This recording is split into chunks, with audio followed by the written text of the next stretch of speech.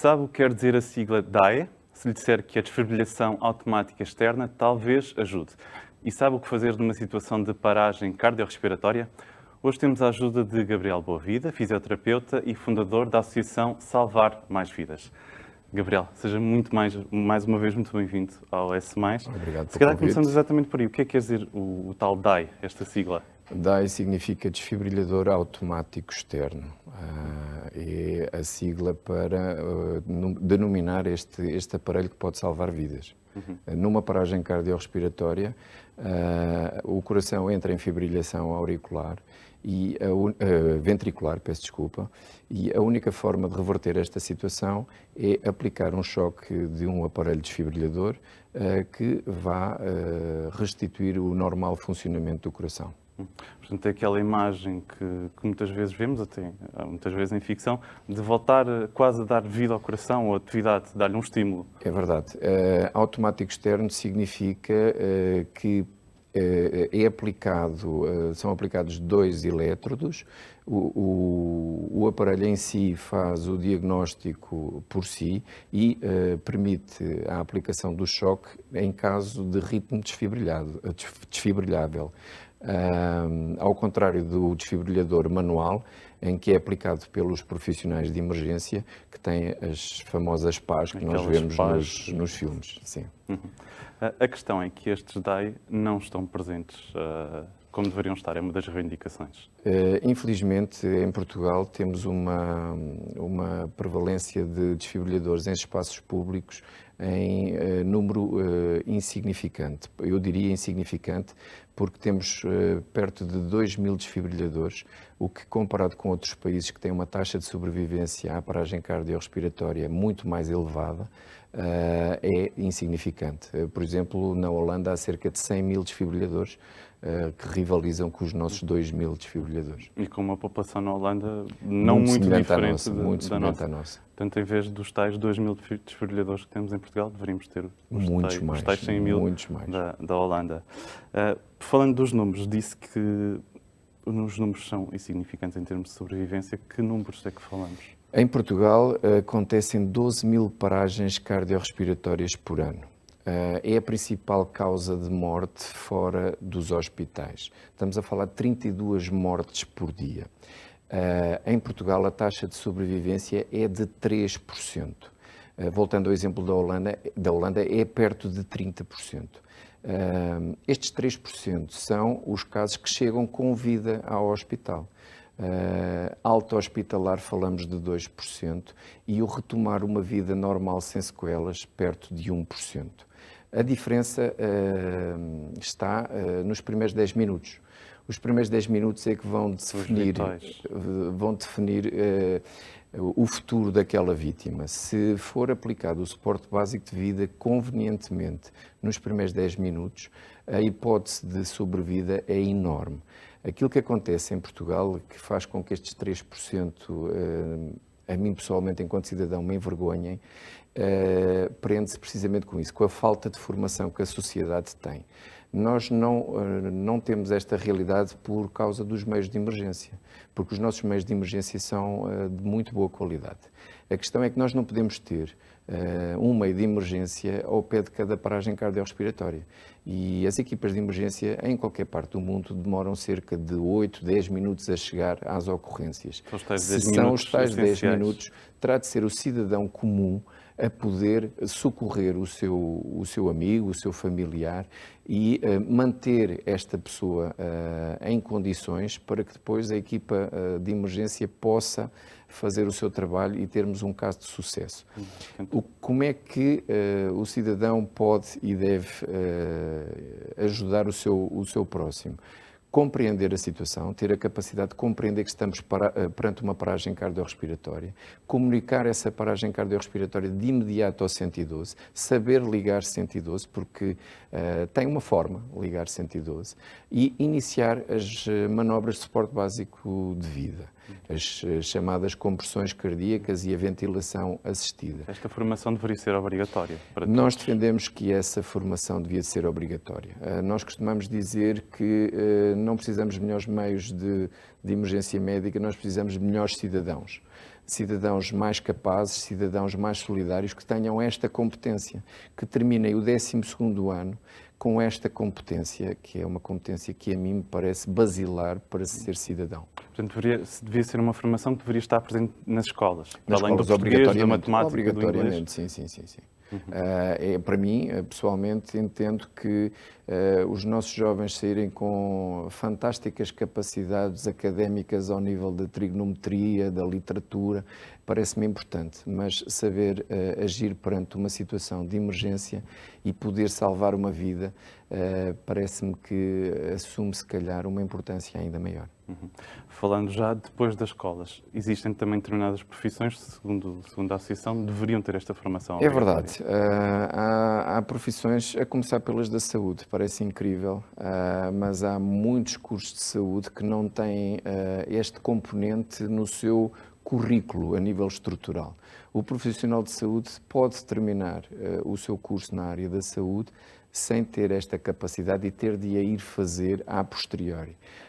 Nós defendemos que será impensável que um profissional de saúde não tenha o conhecimento básico para poder salvar uma vida. É bastante surpreendente o que É está a verdade, dizer. é verdade. Chocante mesmo. Podemos também referenciar que profissões como os personal trainers, os treinadores, os próprios professores, os first responders, estamos a falar das autoridades, bombeiros, é importante que todas estas profissões tenham esta capacidade. Para além da formação nas escolas, formação de determinadas profissões, já falámos há pouco de forma ao de leve, deve existir também mais DAIs obrigatoriamente em determinados locais. É verdade. A lei que está em vigor obriga à existência de um desfibrilhador em espaços comerciais com mais de 10 mil metros quadrados e em espaços onde passem mais de 10 mil pessoas por dia. Isto é manifestamente insuficiente. O grupo de trabalho para a revisão da lei da desfibrilação automática externa, que foi nomeado pelo Ministério da Saúde, emitiu no final de julho o seu documento final, onde recomenda que a existência de desfibriladores em locais com pessoas a frequentarem esses mesmos locais com um número de 1000. Ou seja, locais onde passem 1000 pessoas diariamente devem ter um desfibrilhador. É esta a indicação que o grupo de trabalho deu e que esperamos que a tutela, assim que seja possível, possa efetivar. Também a existência de desfibrilhadores em locais de alto risco. Estamos a falar de locais desportivos, estamos a falar de ginásios, pavilhões desportivos e em unidades de saúde. É todo algo que não está a ser feito, que deveria ser obrigatório. Começa digamos, a dar os primeiros sinais. E foi assim que nasceu a associação. É verdade, a associação nasceu com esse intuito, nasceu após uma tragédia pessoal e o verificar de que a sociedade não está minimamente preparada para este problema de saúde pública. As paragens cardiorrespiratórias têm de ser entendidas como um problema de saúde pública. Eu volto a referir os números. Uma paragem cardiorrespiratória, as paragens cardiorrespiratórias afetam 12 mil pessoas em Portugal. Os números, por exemplo, de óbitos por SIDA são 300 pessoas. Isto é só para contextualizar. Também podemos contextualizar com as vítimas de sinistralidade rodoviária, que são 600 por ano. Para 12 mil, a diferença é muito grande. Eu diria que estamos perante um problema de saúde pública que tem vindo ao longo destes anos, esperemos que tenha sido um ponto de viragem, e a ganhar a visibilidade. Tem sido negligenciada.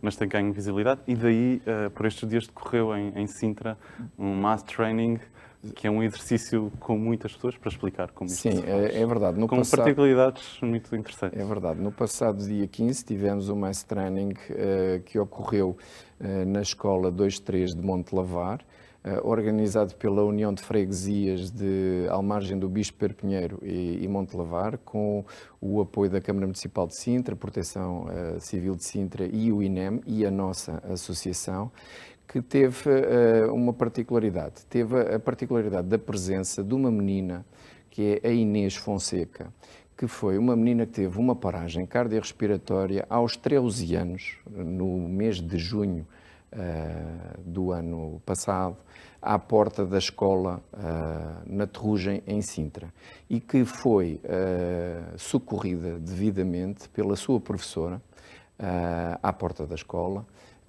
que lhe ministrou as manobras de suporte básico de vida, que teve a professora de Educação Física, a professora Rita Roda, que teve a formação com o plano que a Câmara Municipal de Sintra tem em curso, dotando todas as escolas 2, 3 e secundárias do município com desfibrilhadores, os tais DAE.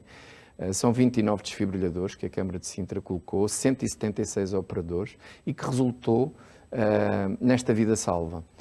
A Inês fez parte dos 3% que chegou com vida ao hospital, muito por responsabilidade da professora Rita Roda e pelas equipas do INEM, que foram fantásticas.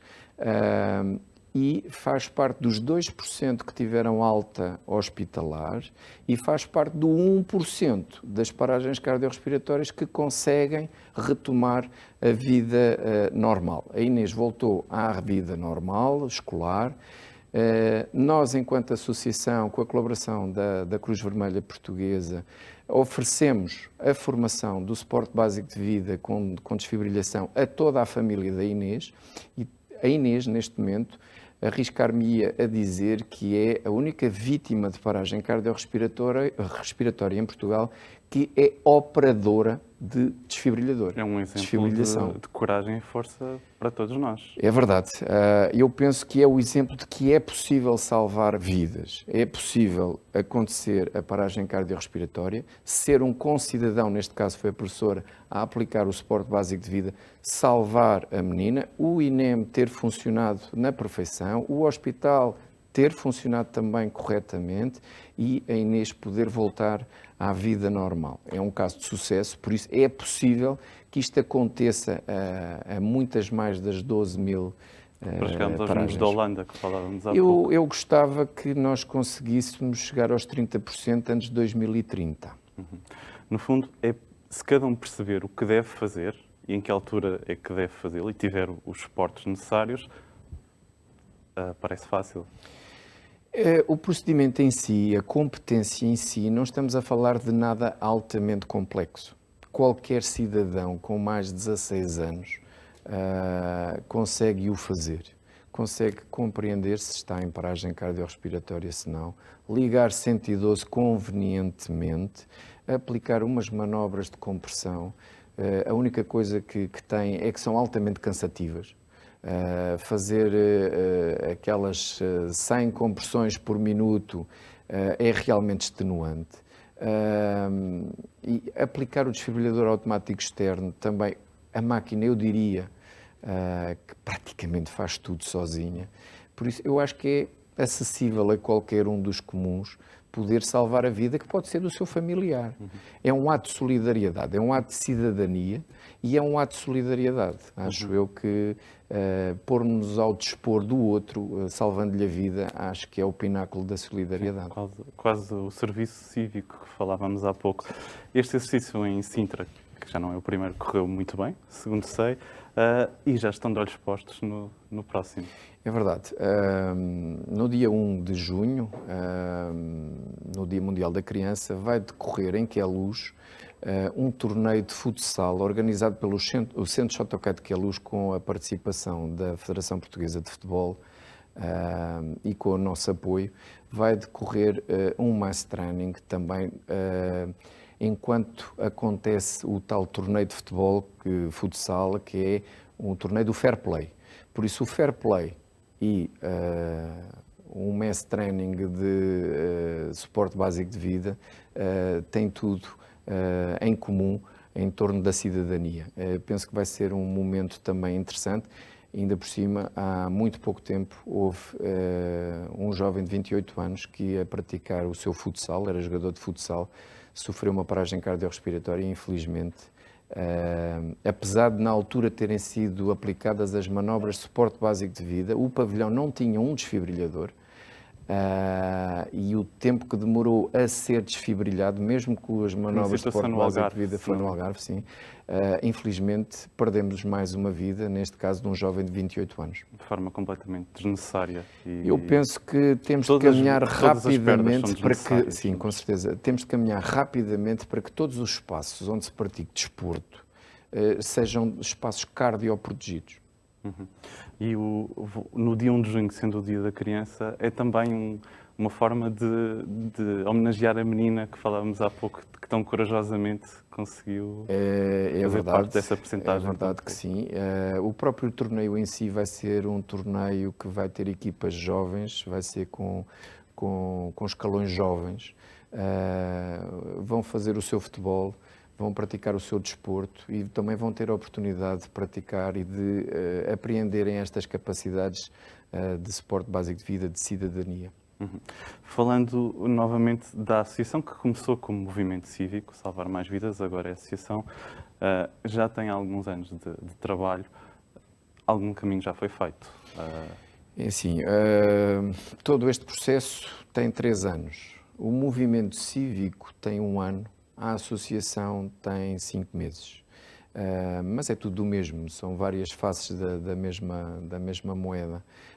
Temos um caminho feito que nos orgulhamos em pôr este tema na ordem do dia, em termos mediáticos, mas não ao contrário daquilo que algumas pessoas entenderam que era mais um movimento reivindicativo. Nós de início dissemos que não somos reivindicativos, somos participativos. Estamos cá para fazer acontecer mudança. Somos nós, cidadãos, que somos os principais beneficiários, mas somos também os principais atores. E, como tal, não refutamos essa responsabilidade e estamos cá para fazer acontecer mudança. Temos intervido ao nível da Assembleia da República, com uma petição que está a decorrer, que em breve vai descer ao Parlamento, mas que o seu relatório foi votado por unanimidade. É algo que não é muito frequente naquela casa. Ao nível do Ministério da Saúde, temos feito também o nosso trabalho, nomeadamente no grupo de trabalho para rever esta lei. Pela primeira vez, alguém da sociedade civil fez parte de um grupo de trabalho para rever uma lei desta importância. Não fosse a sociedade civil o primeiro elo da cadeia de sobrevivência. Ao nível do Ministério da Educação, também temos tido reuniões e trabalho em conjunto.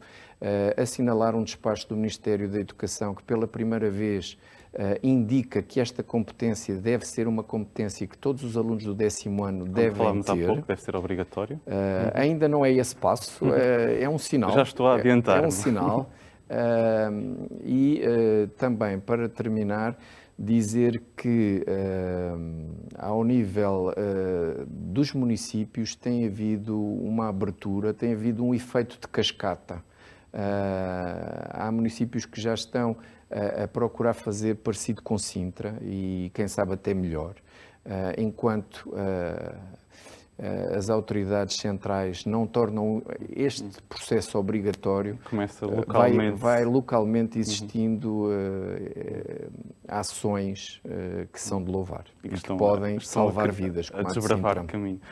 O Gabriel estava há pouco a referir, foi uma situação pessoal que o levou a iniciar este movimento e perceber que não acontece só aos outros, também acontece a nós e, portanto, também temos de dar algo de nós para ajudar a sociedade. É verdade. Ao constatar aquilo que aconteceu, isto começou com uma paragem cardiorrespiratória de um familiar meu, ao constatar aquilo que sucedeu, eu tinha 2 formas de abordar a situação. Poderia colocar o Estado em tribunal pelas falhas existentes naquele dia, ou então poderia tentar fazer acontecer mudança e assinalar aquele momento como um ponto de viragem. Foi assim que eu entendi, não perpetuar a dor, mas transformar a dor e fazer com que hajam vidas que possam ser salvas, como por exemplo a da Inês. Gabriel, muito obrigado por ter vindo partilhar a experiência da associação e do movimento e toda a sua força e coragem. Muito obrigado pela oportunidade.